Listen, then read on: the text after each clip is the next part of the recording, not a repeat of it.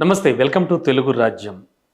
Senior politician అలాగే మాజీ రాజ్యసభ సభ్యులు అలాగే మాజీ హోమ్ మినిస్టర్గా అవిభాజ్య ఆంధ్రప్రదేశ్కి పనిచేసిన ఘనత ఉన్నటువంటి senior politician doctor MV Mysura Reddy గారితో పాటు మనం ఉన్నాం.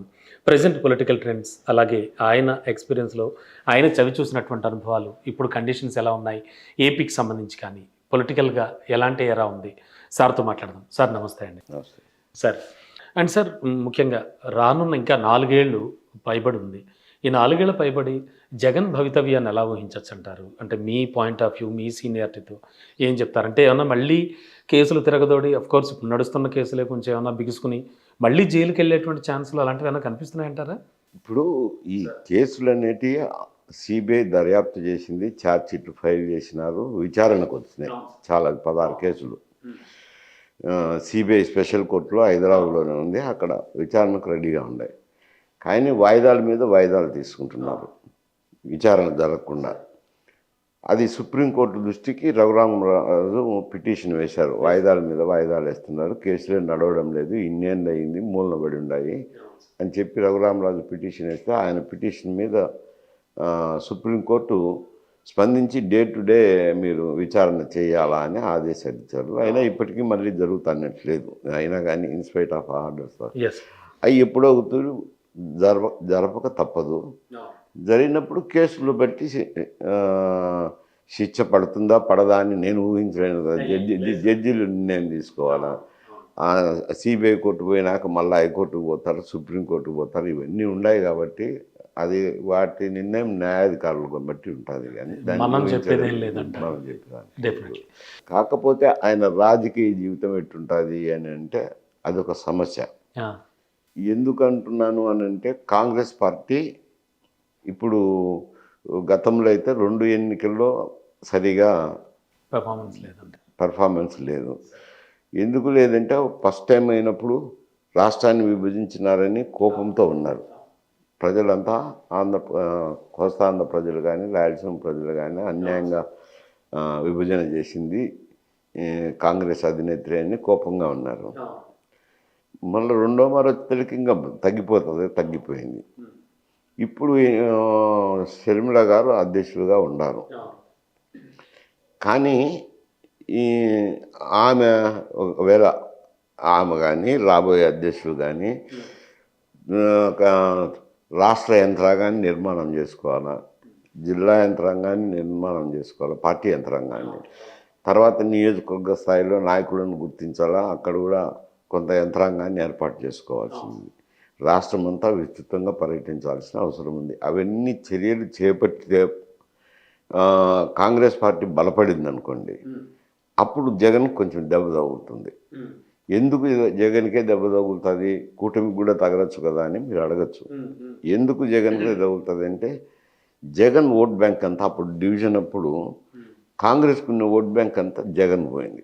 అంటే మైనారిటీస్ కానీ ఎస్సీస్ కానీ ఇంకా కాంగ్రెస్ ఉండదు కదా అని తెలుగుదేశంకు చేయలేక వాళ్ళు వైఎస్ఆర్సీపీ వైపు మొగ్గినారు. ఇప్పుడు వైఎస్ఆర్సీపీలోనే ఉండారు.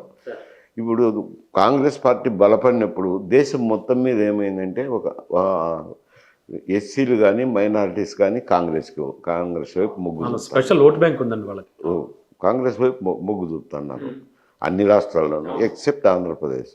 ఇప్పుడు కాంగ్రెస్ ఈ పార్టీ బలపడి కాంగ్రెస్ పార్టీ ఆ ఓట్ బ్యాంక్ ఇటు షిఫ్ట్ అయిందంటే తప్పకుండా నష్టం జగన్ జరుగుతుంది. అలా కాంగ్రెస్ పార్టీ అట్నే ఉన్నదనుకోండి, ఇప్పుడు ఉన్న పరిస్థితుల్లోనూ ఉంటే అప్పుడు అతనికి పెద్ద ఇబ్బంది ఉండకపోవచ్చు. ఎస్ సార్, ప్రజెంట్ ఉన్న సిచ్యువేషన్లో.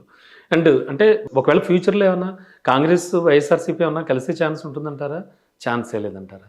అది ఛాన్స్ ఉండదు అనుకుంటున్నాను. ఎందుకంటే వైఎస్ఆర్సీపీ కాంగ్రెస్ కలిసే పరిస్థితి ఎందుకు ఉండదు అంటే ఆయన డివిజన్ అయినప్పుడే సోనియా గాంధీతో కొట్లాడి వచ్చినారు.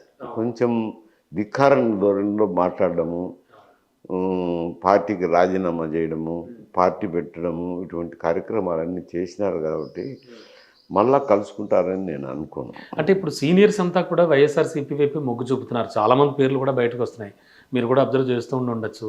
మన శైలజానాథ్ గారు వచ్చారు, ఆ తర్వాత ఇంకా చాలామంది జాయిన్ అవుతారనే మాట వినబడుతోంది. సో ఈ నేపథ్యంలో కేదార్నాథ్ పరిస్థితి వేరు. మరి వస్తారా రారా అనేది వేరు సమస్య. అవును సార్. అది అక్కడ పార్టీ బలపడిందంటే నేను చెప్పింది, నేను ఊహ మాత్రమే చెప్పినాను కానీ బలపడితే మాత్రం కష్టము. ఇటు ఇప్పుడున్న పరిస్థితి ఉంటే ఉండకపోవచ్చు కూడా, లీడర్షిప్ కూడా దాటుకొని పోవచ్చు. అది ఎందుకంటే ప్రచారం కానీ కార్యకర్తల మీటింగులు కానీ ఇటువంటివన్నీ ఏం జరుగుతుండడం లేదు. ఏదో వాళ్ళిద్దరూ పత్రికల్లో విమర్శలు చేసుకునే దానికే చేసుకుంటున్నారు కానీ మిగతాది ప్రతిపక్షంలోనే ఉన్నాడు. ఒక్క మారు నన్ను చూడండి అని ఆ ఎన్నికల్లో పోతే పాపం ఓట్లు వేసినారు. 150 సీట్లు దగ్గర ఇచ్చారు. 5 సంవత్సరాలు పరిపాలించినప్పుడు ఏమని అనుకున్నాడు, నేను చెప్పిన హామీలు నేను నెరవేర్చినాను, ప్రజలు నాకు ఓట్లు వేస్తారు అని అనుకున్నాడు. కానీ ప్రజలు ఆ పథకాలను చూసి ఓట్లు వేయలేదు. పెర్ఫార్మెన్స్ ఆఫ్ ది గవర్నమెంట్ అంతా చూశారు, ప్రభుత్వాన్ని అంతా. ఎందుకంటే కార్యకర్తలతో కలవకపోవటము, ఎవరితోనూ నాయకులను కూడా కలవకపోవటము, శాసనసభ్యులను కలవకపోవటము, డైరెక్ట్గా టచ్లు లేకపోవడం, ఎవరికి అందుబాటులో లేకుండా ఐసోలేటెడ్గా ఉండడం మొదలుపెట్టారు. మరి ఇప్పుడు మార్చుకుంటాను చూడండి అని అంటే మార్చుకుంటాడో లేదో, మార్చుకున్నప్పుడు కదా పరిస్థితి. ఎందుకంటే ఇవి పుట్టుకతో వచ్చిన జబ్బులు అన్నమాట. 10 మందితో కలివిడిగా మాట్లాడే వాళ్ళు కొందరు ఉంటారు. ఏ సబ్జెక్టు లేకపోయినా కానీ ఏదైనా మనిషి కనపడతానే 4 మాటలు మాట్లాడటము, చేసుకోవడము కొందరికి ఉంటుంది. కొందరు కొంచెం పలకరిస్తే కానీ దగ్గర అవ్వలేరు, కొందరు పలకరించినా కానీ పలకకుండా ఉంటారు. రకరకాల అయ్యి నైజము అన్నమాట, పుట్టుకతో వచ్చే వ్యవహార శైలి. మరి ఆయన ఎంత మార్పు చెందుతాడో ఏం చెందుతాడో తెలియదు. ఆయన మార్పు చెందినప్పుడు కదా ఇది మాట్లాడాలి. ఖచ్చితంగా. అంటే వైఎస్ రాజశేఖర రెడ్డి గారు సమకాలీనులు, అఫ్ కోర్స్ మీరు అది వేరు, రాజకీయాలు వేరు. ఈయన అప్పుడు చిన్న బాలుడు, ఏం మాకు ఆయన గురించి ఏం తెలియదు. Okay sir. అంటే సార్ అంటే సందర్భం కాకపోవచ్చు, ఇప్పుడు పరిపాలన బట్టి ఇప్పుడు మనిషిని చూసి చెప్తాను సార్. అదే అంటే సార్ వైఎస్ఆర్సీపీ ఓడిపోవడానికి ప్రధాన కారణం అంటే మెయిన్ రీజన్ ఏం చెప్తారు సార్? ఎందుకని ప్రజలు ఆదరించలేకపోయారంటారు? పరిపాలనే. మనుషులకు అందుబాటులో లేకపోతే అది తర్వాత ఒక పథకాలు ఇచ్చి కూరుకుతున్నారు. డెవలప్మెంటల్ యాక్టివిటీస్ ఏం లేవు, ప్రజలతో సంబంధాలు లేవు. ప్రజలకు మిగతాటి ఏమీ మెడికల్ అండ్ హెల్త్ కానీ, విద్య కానీ, వైద్యం కానీ ఏవి సౌకర్యాలు లేవు కదా. ఈ పథకాలు ఇచ్చి కూర్చోవడం, బటన్లు నొక్కడం అంతవరకు. సొసైటీలో ఉన్న ఆటో డ్రైవర్ నుంచి పూజారులకి వీళ్ళందరికీ ఎందరికి ఇచ్చినా వాళ్ళు ఏమంటారు, ఏం ఆయన జోబులో నుంచి ఇచ్చినారా అని అంటారు. ఎందుకంటే ఇప్పుడు ప్రస్తుతం పూర్వం అయితే తెలియదు, ప్రభుత్వ డబ్బు తింటాండంలే అని అనుకునేవాళ్ళు. అది ఎక్కడి నుంచో వస్తుంది, ఏదో ముద్రించి వచ్చినదని నేను అనుకుంటున్నారు సామాన్య జనం. ఇప్పుడు అట్లా కాదు. జిఎస్టీ వచ్చిన తర్వాత ప్రతి ఒక్క వస్తువు మీద జిఎస్టీ పడుతుంది. నీవు అంగడికి వెళ్ళినా, హోటల్కి వెళ్ళినా, బస్సు ఎక్కినా, దిగినా ఏదైనా సరే జిఎస్టీ అని వస్తుంది. జిఎస్టీ అని వచ్చి తెలియక వాళ్ళు పే చేస్తానే తెలుస్తుంది. కాబట్టి మేము కట్టిన ట్యాక్సే కదా, మీరు మీ సొంతం డబ్బుల నుంచి లేదు కదా, మేము డబ్బు కట్టినా మాకు పథకాలు ఇస్తున్నారు, మా డబ్బే కదా అనేది ఒకటి. ఆ రకంగా కూడా దగ్గర కాలేకపోయారు జనాలు. అది ఉంటుంది, తప్పకుండా ఉంటుంది. అందుకే కదా ఇక్కడ కూడా టీఆర్ఎస్ ప్రభుత్వం పథకాలు ప్రవేశపెట్టిన, అక్కడ పథకాలు ప్రవేశపెట్టిన తీర్పేమో మారింది కదా. వ్యవహార శైలిని చూశారు, ప్రజా పరిపాలనను చూశారు, వాటి మీద ఆధారపడి ఓట్లు వేశారు. అంతేగాని ఈ పథకాలను చూసి ఓట్లు వేస్తారని. Yes sir, that is the main reason. Sir last but not least, ఒకసారి అంటే మీరు సెంట్రల్ పాలిటిక్స్ కూడా చాలా చూశారు, అబ్జర్వ్ చేస్తూ ఉంటారు. ప్రధాని మోడీ చరిష్మా ఇంకా కొనసాగుతూనే ఉంది. అఫ్కోర్స్ మహారాష్ట్రలో గెలిచిన తర్వాత కూడా ఆల్రెడీ ఈవీఎంస్ ఇష్యూ చాలా వస్తూ ఉన్నాయి. అండ్ మహారాష్ట్రలో మరో విషయం కూడా జరిగింది. జస్ట్ ఎలక్షన్స్కు ముందు చాలామంది ఓటర్స్ యాడ్ చేశారనేటువంటి రకరకాల ఆరోపణలు వచ్చాయి, మీరు అబ్జర్వ్ చేస్తున్నారు. ఈ నేపథ్యంలో ఈ మోడీ ప్రభ ఇంకా ఎంతవరకు ఉండేటువంటి ఛాన్స్ ఉంది? ప్రజెంట్ ఉన్న కండిషన్లో ఏమనిపిస్తుంది సార్? మోడీ ప్రభ అని నేను చెప్పను. ఎందుకంటే ఇక్కడ ప్రతిపక్ష పార్టీ ఇండియా కూటమి కూడా ఐకమత్యంగా పనిచేయలేకున్నారు. ఇప్పుడు మన హర్యానా ఎలక్షన్లు చూస్తే ఆప్ వచ్చి 11 సీట్లు అడిగినారు, వాళ్ళు 7 సీట్లు ఇస్తామన్నారు. అది ఎక్కడో చోట అడ్జస్ట్మెంట్ చేసుకోండొచ్చు కదా, ఏముంది పెద్ద సమస్య, ఇక్కడ నాయకులు అక్కడ నాయకులు కూర్చొని ఏదో వయా మీడియాగా సర్దుబాటు చేసుకో, వాళ్ళు వచ్చి ఇందులోకి వచ్చారు. కానీ కొందరు వ్యక్తులు అదే పనిగా కూటమి ఉండకుండా ఉండాలా, ఆప్ ఉండకూడదు, ఆప్ కిందకు మనం సీట్లు ఇవ్వాలా అని దాన్ని చెరిపేసి పొత్తు లేకుండా చేసినారు. పొత్తు లేకుండా చేసేసరికి ఆప్ పోటీ పెట్టింది. ఇండియా కూటమిలోనే ఉన్నది కదా ఆప్. పోటీ పెట్టేసరికి 2000, 3000 ఓట్లు చేసేసరికి ఆ ఓట్లతోనే ఒక 25-30 సీట్లు పోయినాయి. దాంతోనే అక్కడ అధికారంలోకి రాకపోయింది. సరే, దాని దెబ్బ మహారాష్ట్ర మీద పడింది. మహారాష్ట్ర మీద పడింది. మహారాష్ట్రది ఇప్పుడు ఆప్ వాళ్ళు దెబ్బతిన్నారు ఢిల్లీలో. ఇవన్నీ కూటమి సక్రమంగా ఉండింటే ఆ 3 రాష్ట్రాలనే అది వచ్చేటివి. అటువంటిది చేతులారా పోగొట్టుకున్నారు. ఇండియా కూటమిలో ఉన్న అనైక్యత వల్ల పోయినది అది. వీటికి తోడు ఆయన చరిష్మా తగ్గిందా లేదా అని ఒక విశ్లేషణ చేస్తే వాళ్ళు 400 మార్కు పెట్టుకున్నారు.